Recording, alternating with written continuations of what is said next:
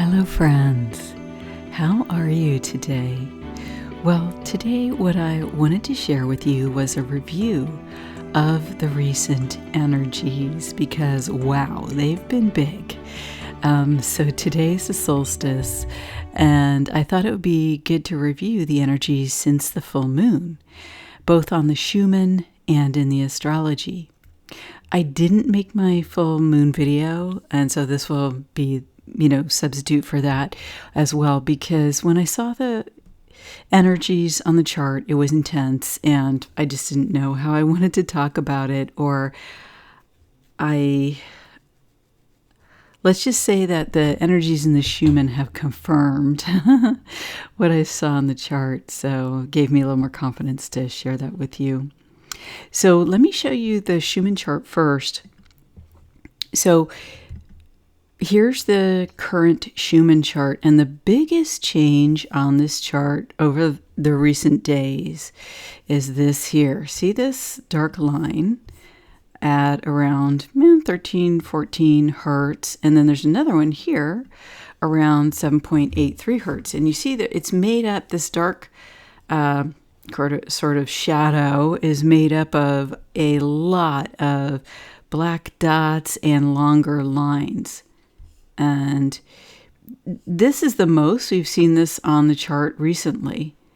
And it looks to me like a lot of detritus, I call it energetic detritus, kicked up. A lot of potentials for revelations, a lot of potentials for seeing the shadows, seeing the forces of darkness at work, and all this kind of thing. Another really kind of weird thing is, see this? Look at this line here, okay? There's a line here where the technological effect stops and then starts. So watch my videos on these, I have a playlist on these straight up and down lines if you want more on this. I'm going to keep this short so I won't go into a description of it. But basically, that's unusual. Like, we don't usually see it start and stop like this. Now, here's the interesting thing.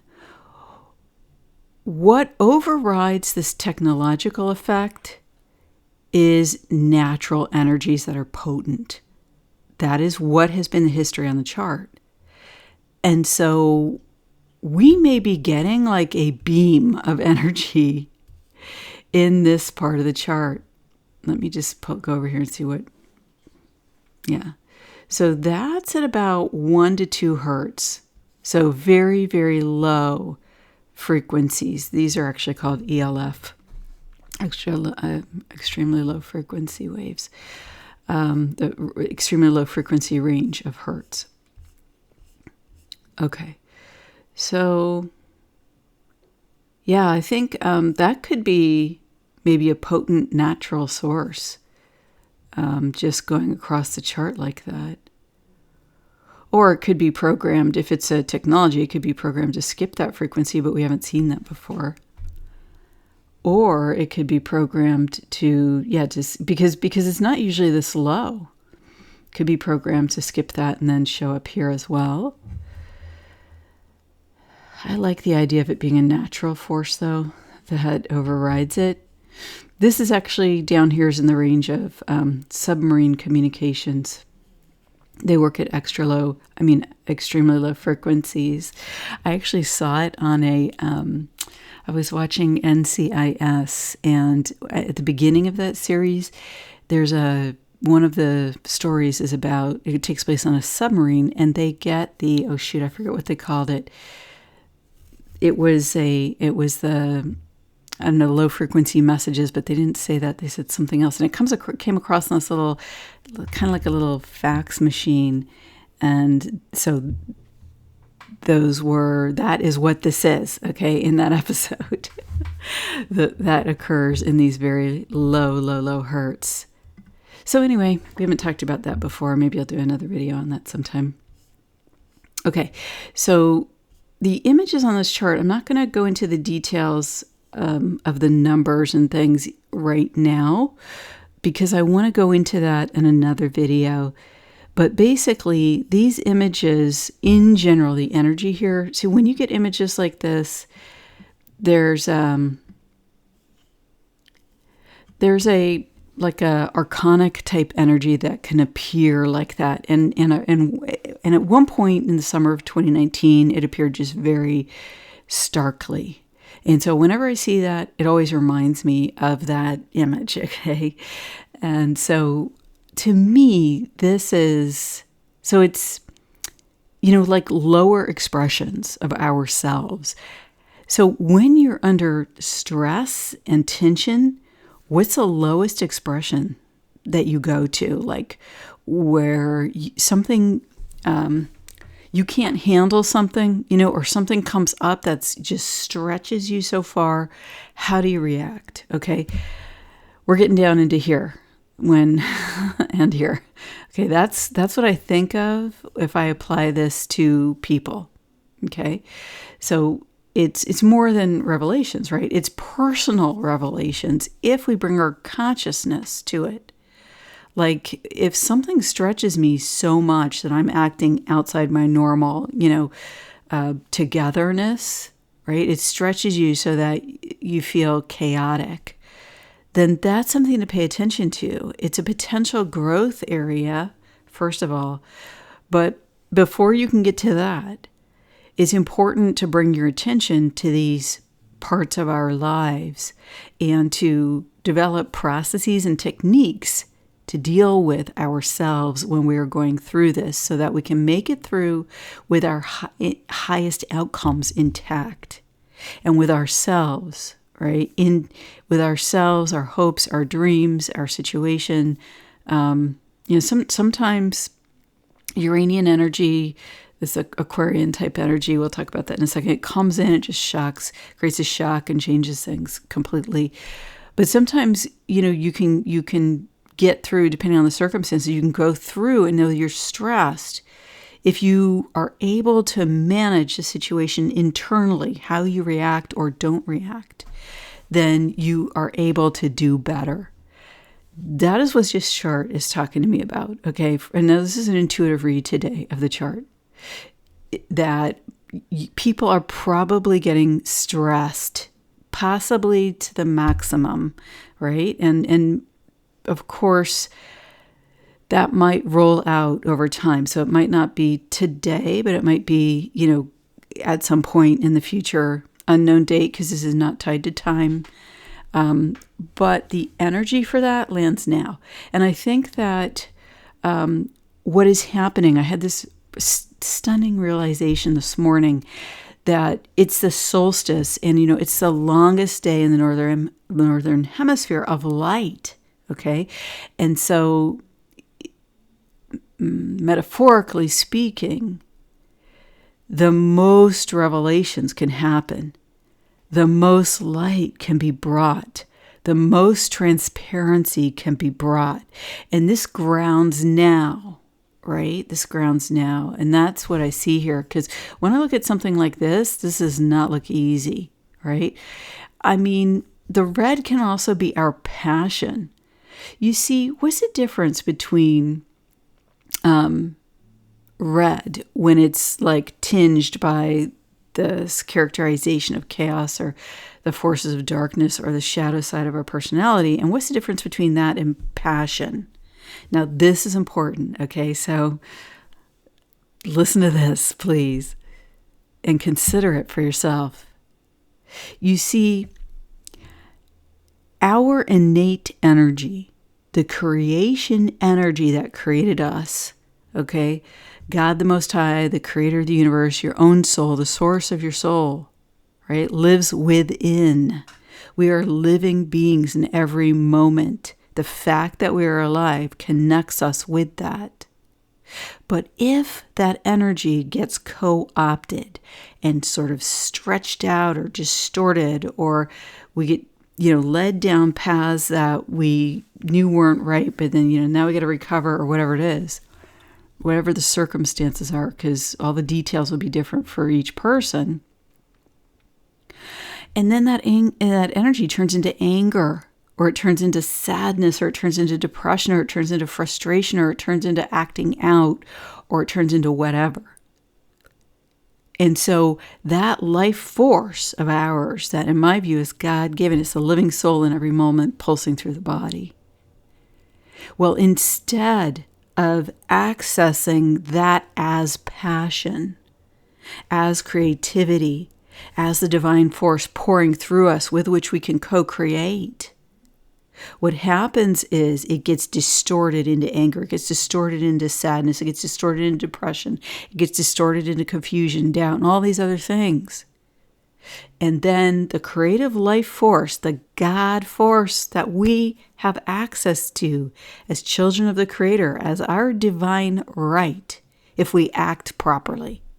Okay? Because it's kind of like a child with a toy. You only give a child what they can handle. So we access this more and more as we learn to act right, as we learn to act in integrity, as we learn to consistently show up for ourselves, as we commit, right? As we commit to walking the path that we know is in alignment with the highest good through that inner intuition, through that inner connection, that impulse that says, okay, let's do this now. Like, do this now. Go that. Don't say that. Don't go to that party, or whatever it happens to be. Okay. So that's what I'm seeing on the chart. And so this is the previous chart, which I have done videos on some of this. Okay. And so this was, a similar energy. I talked about Archangel Michael's sword coming in and cracking up the light creating chaos. The light creating chaos by cracking up old structures. And then here, dun, dun, dun, dun, dun.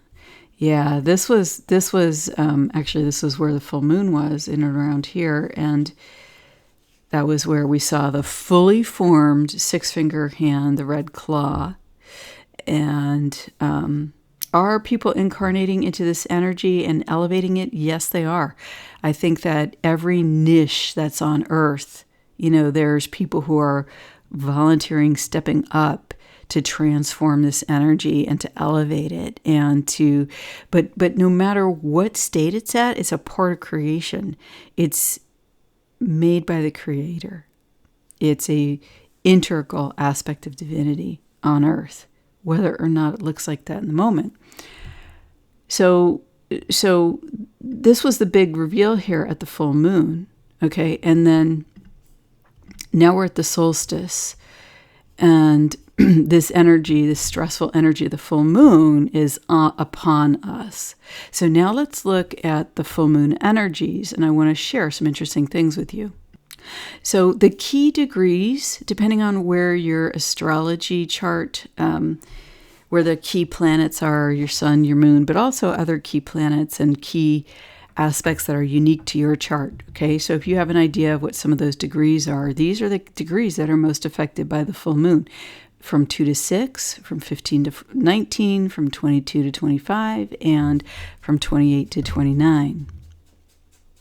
There were 2 fixed stars at the moon, Ras Al Hag, and at the sun, Al Nilam. And the nodes were in a very interesting position. They were quincunx to the sun and the moon. So that was really interesting. So let's take a quick look here.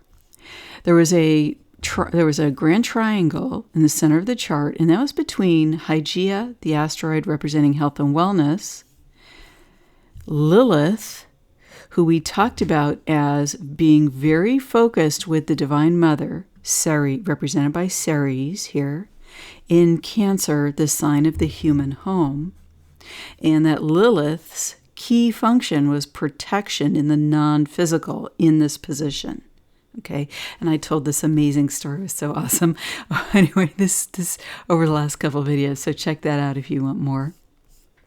Here's the top of the triangle, and it's right here at Vesta. And it's so amazing how it falls so perfectly in with Lilith, and how it falls so perfectly in with Hygeia, okay? Because this is the sacred hearth. This is the light representing the sacred light in the hearth, in the family home. The love, the honoring of God and divinity by the human beings in that home that makes the home functional, that is a foundation of love upon which the couple, the marriage of the couple, is based, and within which children are grown, healthy children in a healthy family, and in a family where men and women are in a healthy, balanced, respectful, loving relationship with each other that also can honor their individuality, but also their traditional energies. And we can claim that back now. Okay? We can claim that back now. So Saturn has been in Aquarius. Saturn, the old structures, but also structure itself and tradition. And so, the last decades in the West, at least, we have been dismissing tradition and the wreckage that is our current culture in so many ways is sorely missing that. And I think we're finding out what happens when you take all your traditions and throw them in a trash bin. So, just, as an example. So, but it's in Aquarius. So we can go about our traditions. We can bring forth with us into the new era the traditions that serve us and that assist us in honoring the home, in honoring ourselves, and honoring our relationships, our families, and in building solid foundations. We need some of that to come with us, but we've been through these decades of new experiences, and so there are, we can bring the best of that with us as well, and so that's interesting, and I think that more of that will happen later when Saturn goes into Taurus. So that's a while. But anyway, so Saturn was at 25, and at the new moon, 25 was one of the key degrees. Now, this story is a bit faded into the background, but still potent, because Saturn is still square the nodes here, but the nodes are now separating. Okay, so all the tension and the big energy was more at the new moon. Now the nodes are separating and they're coming off. And so this is kind of rolling out, right? The energies that were present there in the stories I discussed are now rolling out. And the key thing that I said was that Saturn had held back the ancient reptilian force, okay? The negatives of that upon humanity, to give us the opportunity to leap forward, okay? Without that in our faces so much, without it having so much power over us in so many different ways. And remember that we have a reptilian brain, okay? That's a part of the human cerebral structure, right? The brain structure. So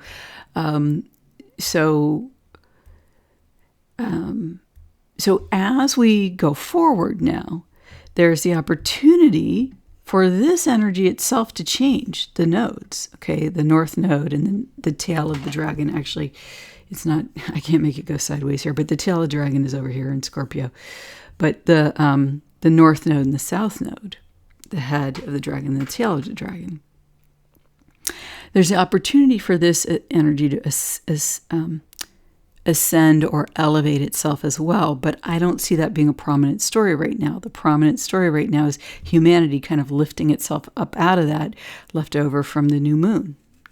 So that is why 22 to 25 is a key degree. If you have planets in these degrees in any sign, you could be affected because, for example, Saturn's at 25 in Aquarius, so that's a key part of the story, Saturn's placement there in Aquarius.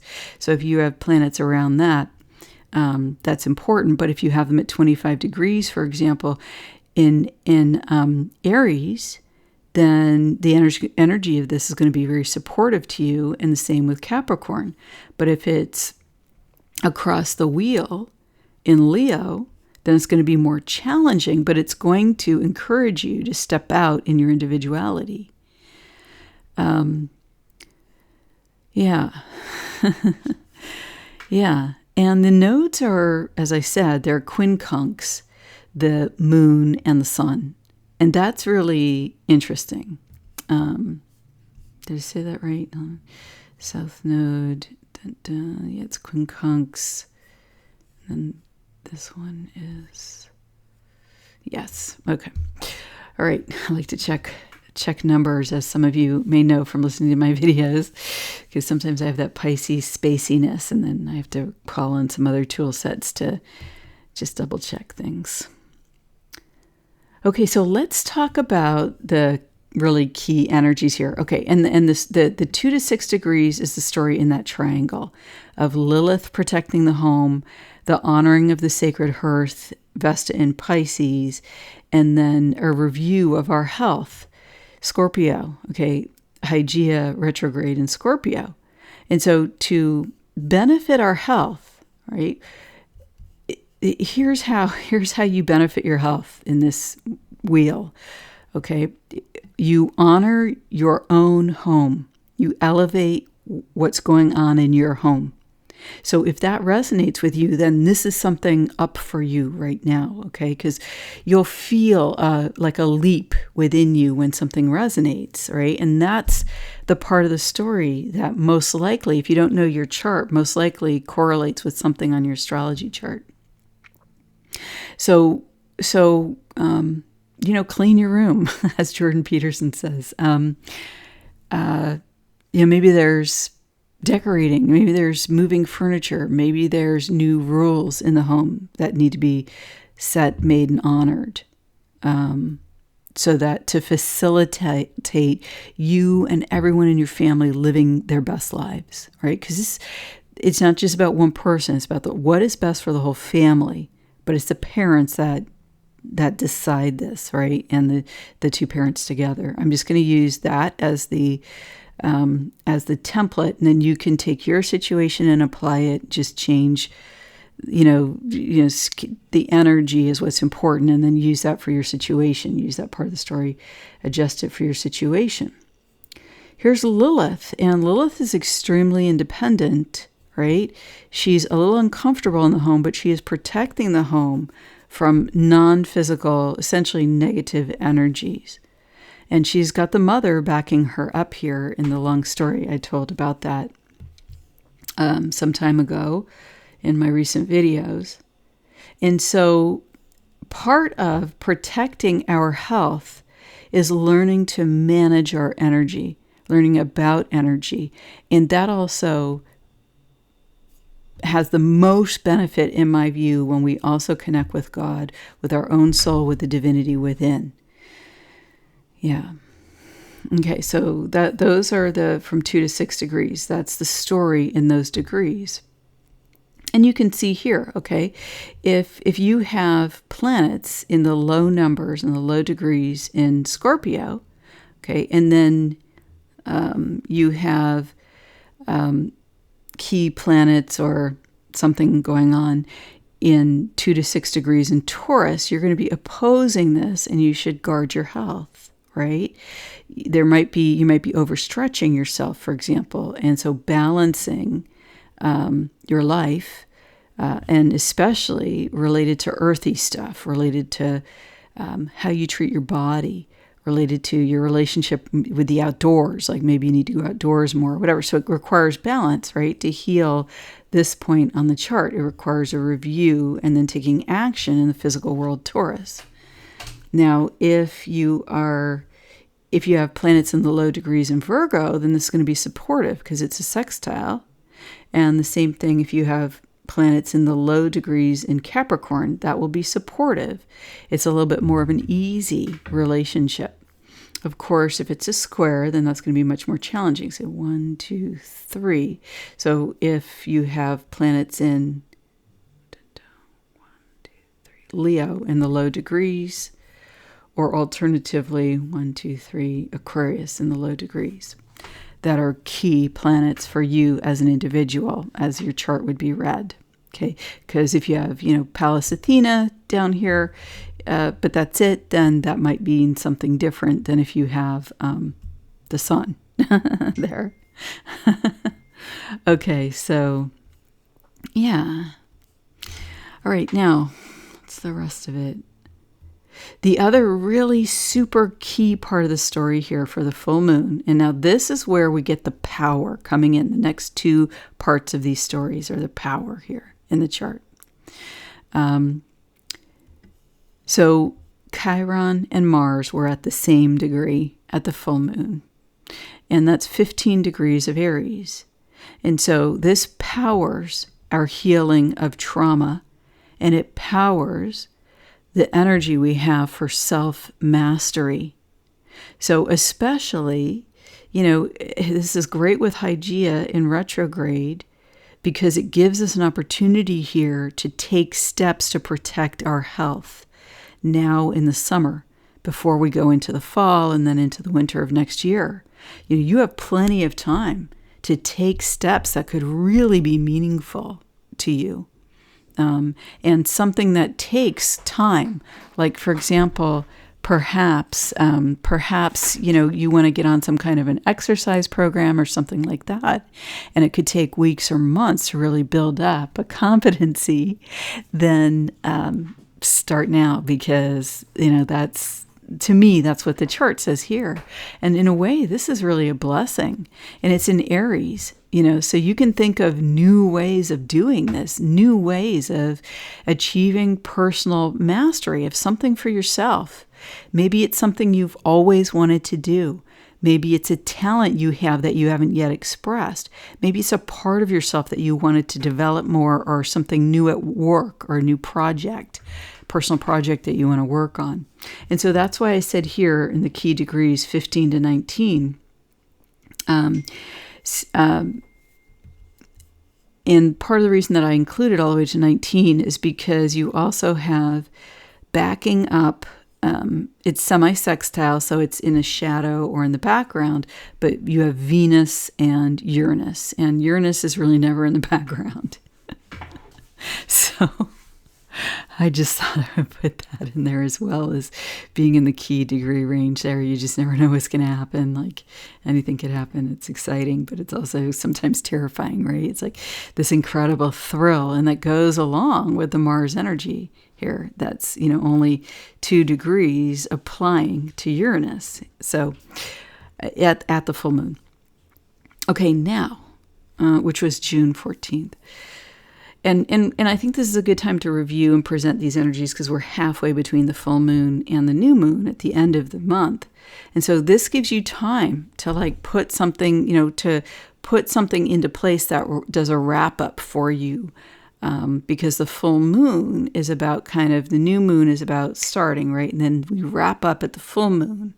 And so maybe it's taking a step, right? You've been thinking about something's on your mind, and then you take a step. Or maybe you had something come up, human energies, and it was challenging or difficult, and now you can settle and rebalance and say, okay, now what do I want to do? How do I want to approach this?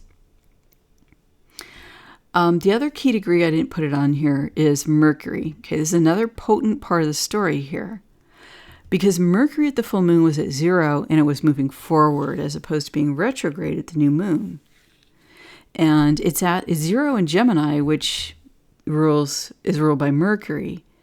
And so now we get to start speaking, okay, because this is the fully embodied energy of that. So if there's any projects that you need to complete, right, that involve speaking about something, that involves saying something to somebody, whatever it happens to be, that's expressive, or maybe it's a mental analysis, right? Like maybe you're thinking through a plan, or you're thinking through a strategy. Well, this back part of the full moon here is a good time to just put the energy in and complete that, if it's in divine timing for you to do that, right? But sometimes, we just have to do it anyway, right? Even if even if we don't have the energy. Sometimes there's a going with the flow, and then sometimes there's a need to apply oneself, and these things are very individual. So that's for you to know what part of that is up for you. And then, so before we move on to the sun and the moon, I want to tell you about this degree where Mars and Chiron met. In the Sabian symbols, 16 Aries is nature spirits seen at work in the light of the sunset. And it's all about the potency of the invisible forces of nature and our potential to attune with these and the life-giving aspects of these. But the difficulty of connecting with this energy solely from the mind, right? So the thing about this is that we have the opportunity to connect with these forces of nature, whether it's actual nature spirits or whether it's our own inner child. But divinity is at play here. We're in a potent time in the world. We're in a potent time in history, and you're here for that. And divinity through you is what's going to prevail. And so making the choice to align with that divinity is very beneficial for you right now. But if you have a sense of how you want divinity to come, how divinity wants to come through you, what's in alignment for you to express, to do, to create, to think, whatever that is. But then you make the conscious choice or unconscious choice to go against that, then that's going to be challenging right here with these very potent energies here, and then backed up by Venus but applying, especially with Mars applying to Uranus and Venus, and then backing them up semi-sextile. So yeah, yep. There's a potency as well here with Jupiter at 5 degrees, because it's semi-sextile, so that's not as strong, okay, but it's still Jupiter, but it backs up, the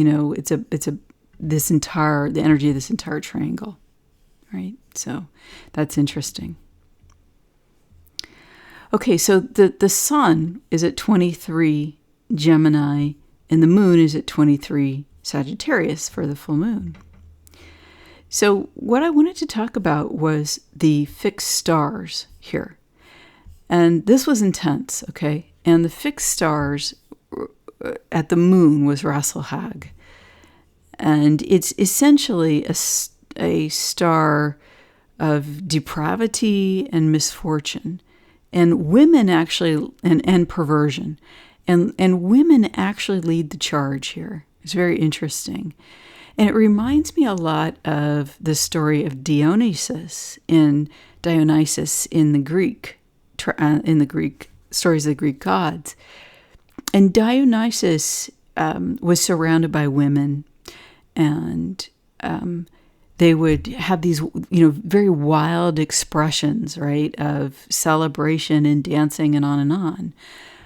But if someone in a village, if they approached a village and the villagers would not honor Dionysus, the wildness of spirit, and in a way there's a similarity between this and the Sabian symbol that Mars and Chiron were at for the full moon, okay, 16 Aries.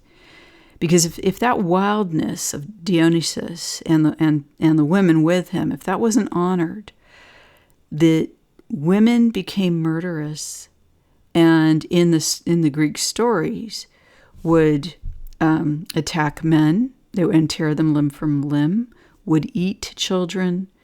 They would just wreck the place, but in a way that was harmful to children and that destroyed male energy. And that wasn't good for the women either, but it seems like their focus was children and men. So I think I thought that was interesting, that kind of that kind of came up with this full moon. And it's very intense. But it's interesting because this star is located in the constellation, I don't know how to say this, Ophiuchi, I don't know. But it's the constellation, it's called the Serpent Bearer or the Snake Master or the Snake Charmer. And it's a man holding a snake, and the snake is kind of flying to the left and to the right. And this star is at the back of the head of the man, which is where the reptilian brain is located in the human being. So this implies mastery over that, which honestly is something that is extremely difficult to achieve. Now, is it possible for that energy to change and shift and ascend? Yes. But I think that that's something that comes or manifests or gets revealed much more into the Aquarian age. However, I have begun to see that here. I have begun to see that energy in the physical here in a positive way. So it is possible. That's what I came to understand. It is possible for that to ascend. But in the current time, I think that this is a challenge. Now, it's really interesting because, and this is all from Astrology King, who does an amazing job with this, but so this star indicates prone to infections caused by toxins, influenced to medical drugs or hallucinatory drugs, too much overindulgence, stimulation through food, lifestyle, alcohol. There's a danger of insect bites, snake bites, from animals,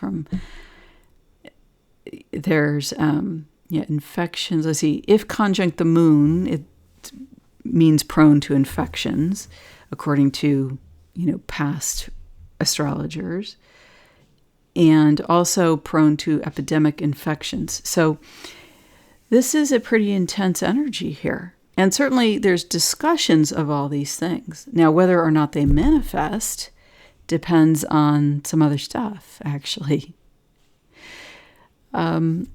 It's really interesting because, according to Astrology King, the Kabbalists associate this star with the 16th tarot card, which is the tower, where lightning strikes the tower and the tower falls. It's so interesting because in social media, all the images that are relevant for this star and the other one at the sun, I have seen in dramatic detail. The lightning struck tower can be, that energy can be seen in this sudden death syndrome that is going around with adults where they just fall to the ground. It's the tower energy essentially expressed on an individual level is quite striking. Now, the interesting thing here is that conjunct the moon, which it is, there's also the potential for public prominence in religious matters, and it's favorable for gain. So there's a potential for positive here. Religious matters implies organized religion, but since we're moving into a new age, I think that we could expand that to,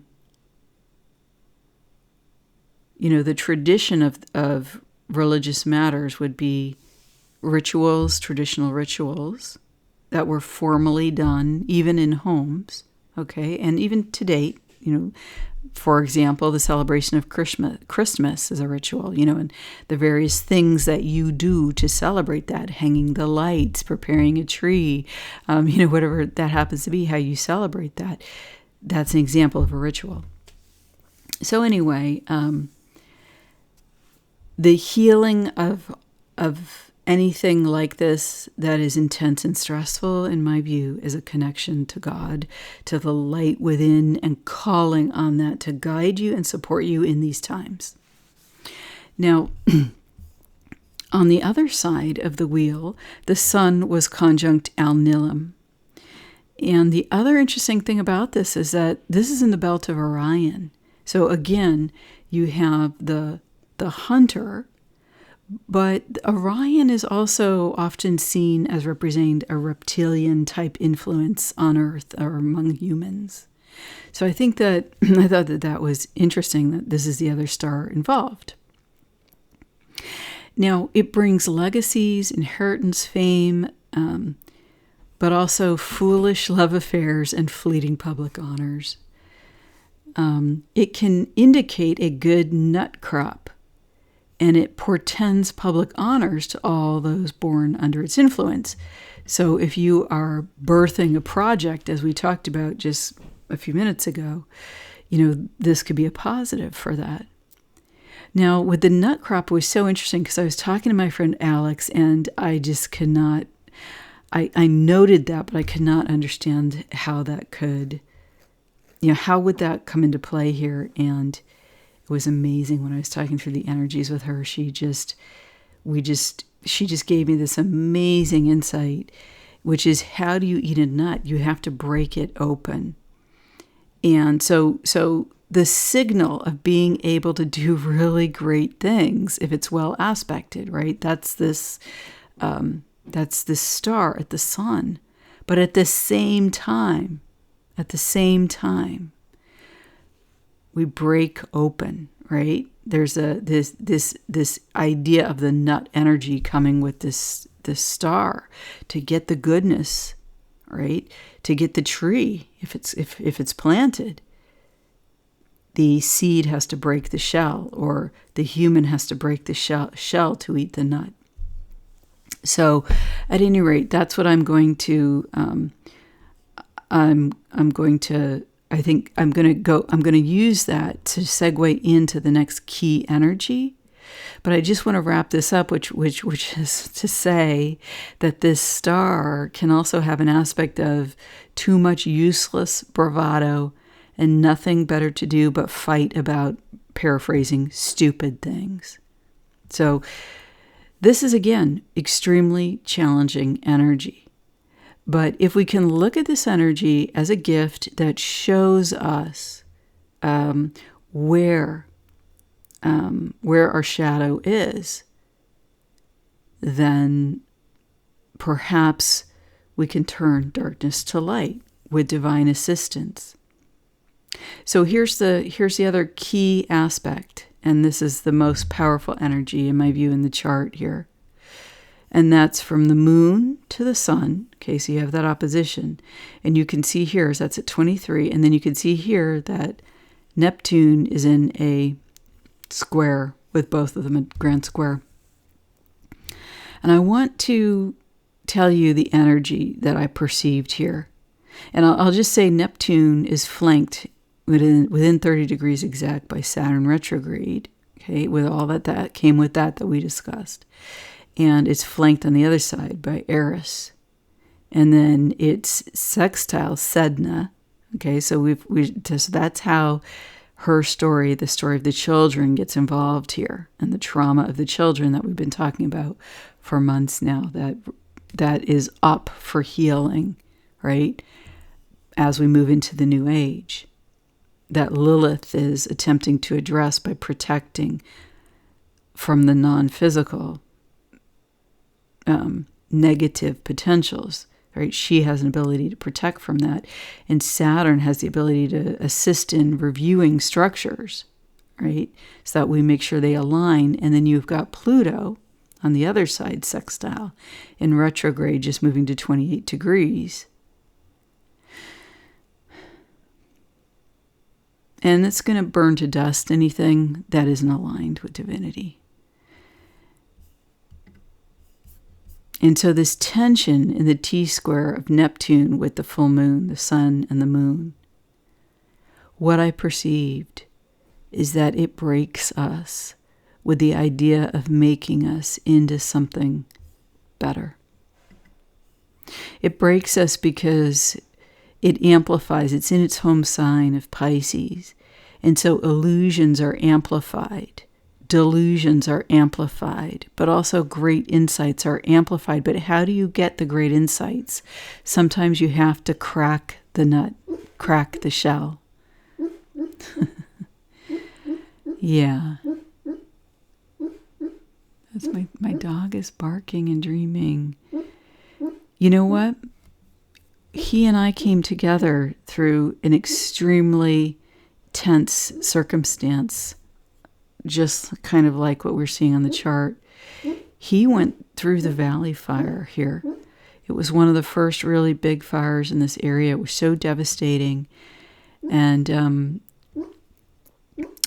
someone ended up rescuing him. And there's a whole thing. Everybody is very, very focused on animals where I'm at. And so, all the animals that were, lost, right? They're all looked for and attempt to be matched or put with their home families, or if that wasn't possible, then to be matched and all this other stuff.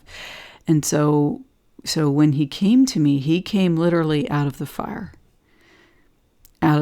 with his paws singed, and the memories of that. And he would have some pretty intense dreams.